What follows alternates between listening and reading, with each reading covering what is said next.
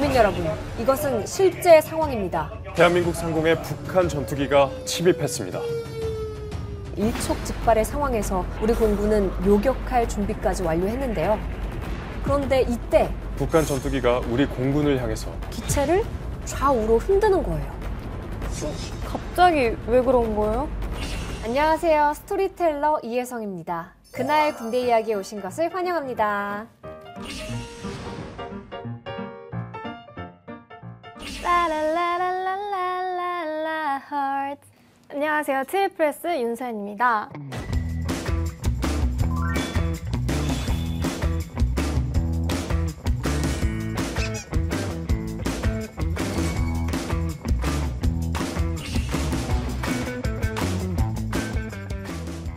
안녕하세요. 스토리텔러 병장 김민재입니다. 그날 군대 이야기에 오신 것을 환영합니다.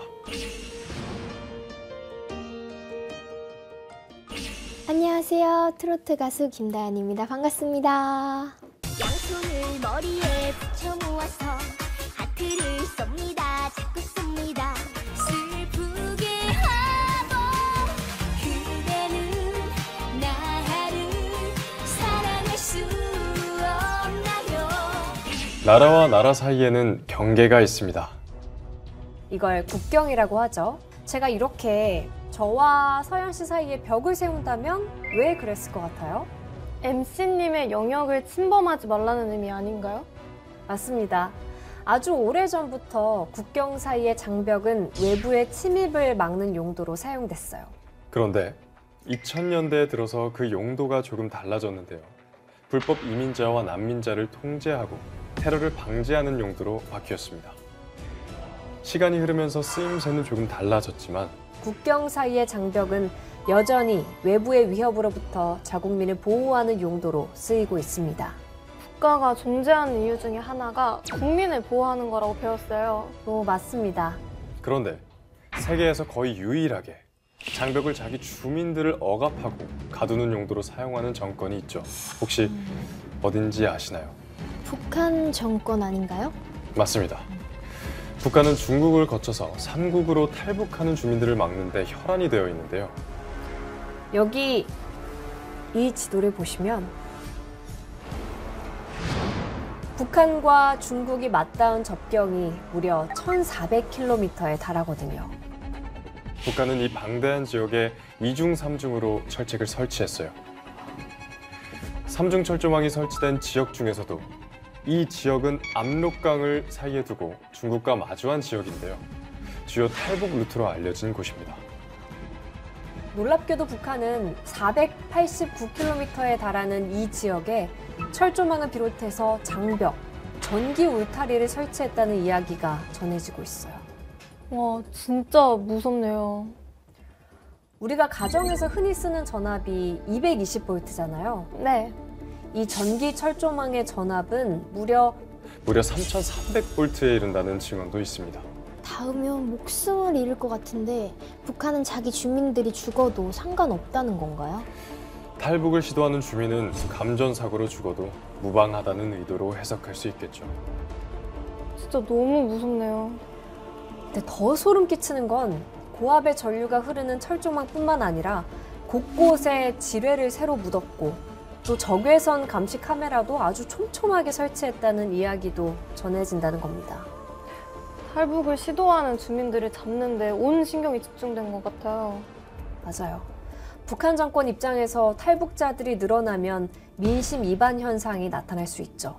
또 북한 이탈 주민들이 대한민국과 국제사회에 전하는 북한의 처참한 현실이 더 큰 부담이 될 수도 있습니다. 숨기고 싶은 진실이 드러나게 되니까 더욱 그렇겠네요. 북한이 주민들의 탈북을 막기 위해서 모든 수단을 동원하는 상황에서도 여전히 주민들은 위협을 무릅쓰고 탈북을 감행하고 있습니다. 목숨을 내놓고 탈북하는 그 심정이 어떨지. 네, 정말 목숨을 걸고 자유를 찾아왔다는 말밖에는 할 수가 없죠. 우리 정부는 북한 이탈 주민들이 자유통일 대한민국을 위한 중요한 자산이라는 인식 하에 탈북민 보호와 지원을 아끼지 않고 있습니다. 지난 7월 14일에는 제1회 북한 이탈 주민의 날을 제정하기도 했습니다. 먼저 자유를 찾아온 북한 이탈 주민들이 통일을 만들어가는데 큰 역할을 할 수 있을 것 같습니다. 네. 오늘은 아주 특별한 귀순자들의 이야기를 들려드리려고 합니다. 당시 대한민국을 발칵 뒤집어 놓은 2명의 귀순자. 과연 무슨 일이 있었을지 지금부터 들려드릴게요.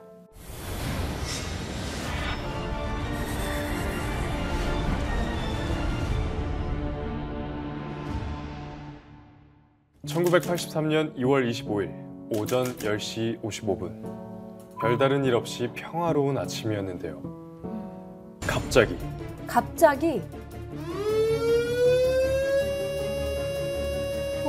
실제 공습 경보를 발령합니다. 현재 시각 우리나라 전역에 실제 공습 경보를 발령합니다. 여기는 민방위 본부입니다. 지금 서울, 인천, 경기 지역에 경계 경보를 발령합니다. 국민 여러분, 이것은 실제 상황입니다. 대한민국 상공에 북한 전투기가 침입했습니다. 우리 국민들이 진짜 놀랐을 것 같아요. 하필 이때가 국군과 미군의 팀스피리트 훈련 기간이었거든요. 그 대응으로 북한이 둔전시 상태를 선포하기도 했고요. 정말 진짜 전쟁이 일어난 줄 알았을 것 같아요. 대한민국의 방공망에 북한 전투기가 포착되자 우리 공군의 F-5 편대는 곧바로 북한 전투기를 추적했습니다. 자칫하면 공중전으로 이어질 수 있는 일촉즉발의 상황에서 우리 공군은 요격할 준비까지 완료했는데요. 그런데 이때 북한 전투기가 우리 공군을 향해서 기체를 좌우로 흔들었습니다. 갑자기 왜 그런 거예요? 이걸 뱅크 기동이라고 하는데요. 귀순 의사를 밝힌 겁니다. 북한 전투기가 귀순 의사를 밝히긴 했지만 아직 안심하기는 이른 상황이었어요. 혹시 뒤따라오는 다른 적기는 없는지 실제 공습으로 이어질 수도 있는 상황이기 때문입니다. 아직 경계를 풀어선 안 되겠네요. 그래서 우리 F-5 편대는 긴장을 늦추지 않고 북한 전투기를 수원 비행장으로 유도해서 착륙시켰습니다. 급박한 상황에서도 당황하지 않고 귀순기 유도 작전을 성공적으로 마무리한 거죠. 그런데 몇 분이 지나도 북한군 전투기 조종석이 열리지가 않았습니다. 귀순할 생각이면 얼른 내려야 하는 거 아닌가요? 혹시 다른 의도가 있었던 건 아닐지. 그렇다기보다는 두려웠던 겁니다.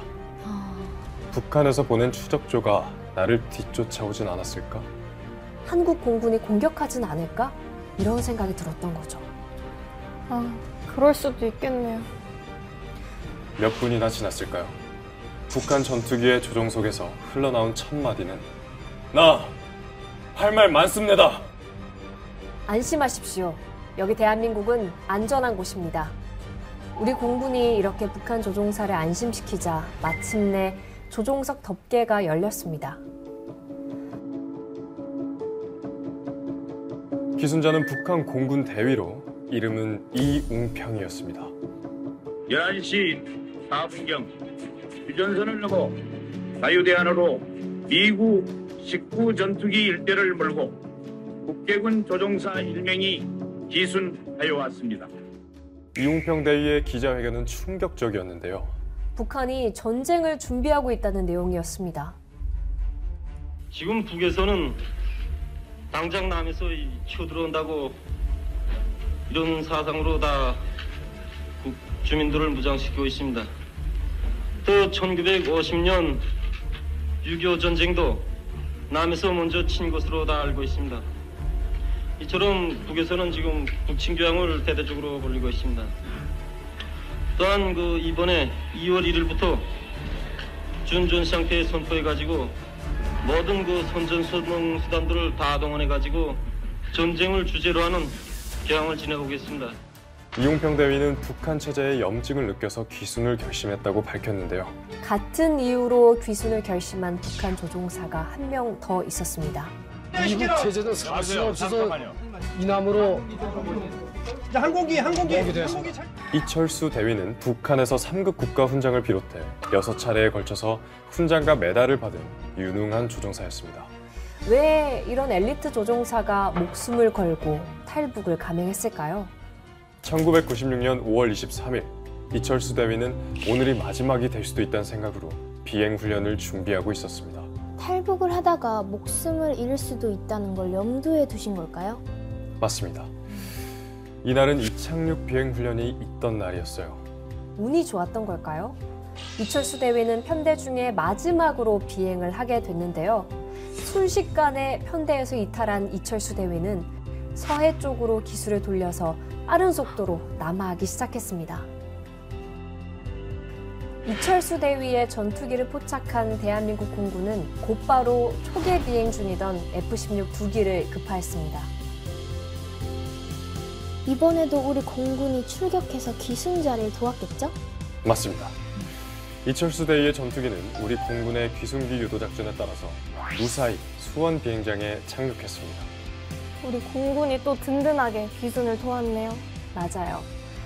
북한 공군 미그 19기 함대가 5월 23일 오전 11시 9분 대한민국으로 귀순하기 위해 서해상으로 남하 긴급 발진한 우리 공군기의 유도 비행으로 수원 공군 비행장에 안착했습니다. 공군은 2번의 귀순기 유도 작전을 성공적으로 수행하면서 누구도 대한민국 영공을 넘볼 수 없다는 것을 증명해냈습니다. 와, 대한민국 국민의 한 사람으로서 너무너무 든든합니다. 한편 전투기를 타고 기순한 이웅평 대위와 이철수 대위는 북한에서의 조종사 경력을 인정받아서 대한민국 공군 소령으로 임관했고 성실하게 복무해서 두 분 모두 대령으로 진급까지 했습니다. 오, 대한민국에서 군 생활을 계속했네요. 맞습니다. 이철수 예비역 공군 대령은 북한에서 13년, 한국에서 26년, 모두 39년 동안 군 생활을 했는데요. 북한에서 전투기 조종사로 근무했던 경험을 살려서 북한의 전략, 전술 분석을 비롯해서 전투 정보를 교육하는 임무를 수행했습니다. 남북을 모두 경험한 지식과 경험이 대한민국에 많은 도움이 되었을 것 같습니다. 세상을 떠나기 몇 달 전 인터뷰에서 행복했냐는 질문에 이렇게 대답했다고 합니다. 행복했냐고요? 글쎄. 그러나 귀순을 후회한 적은 없습니다. 후회해 본 적은 한 번도 없어요.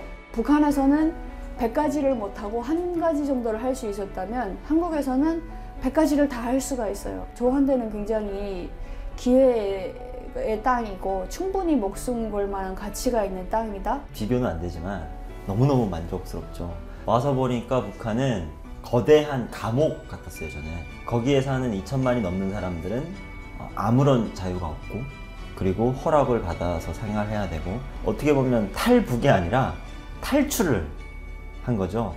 저는 북한군에서 정말 나라를 지키고 국민을 지키고 해야 되는데 군대 나가니까 처음부터 가르치는 것이 수령과 당의 군대다. 그래서 수령을 위해서 총폭탄돼야 된다. 하루에 식량을 300g도 안 준 것 같아요. 아, 탈북을 해야 되겠구나. 이 사회에서 내가 먹고 사는 것조차 해결이 안 되는구나. 오늘 이야기를 듣고 어떤 생각이 드셨나요? 먼저 목숨을 걸고 귀순을 선택한 조종사 두 분의 용기가 대단하다는 생각이 들었고요. 이 분들이 무사히 자유의 땅을 밟을 수 있도록 대한민국 하늘을 굳건하게 지켜준 공군에게도 감사한 마음이 들었습니다. 기순자분들이 대한민국 공군의 일원으로 활동하시면서 많은 기여를 했다는 사실이 인상 깊었던 것 같아요. 북한 이탈 주민들을 먼저 온 통일이라고 하죠. 우리 국군은 오늘 소개해드린 귀순기 유도 작전을 비롯해서 지상과 해안 접경 지역으로 탈북하는 귀순자들을 안전하게 유도하고 있습니다.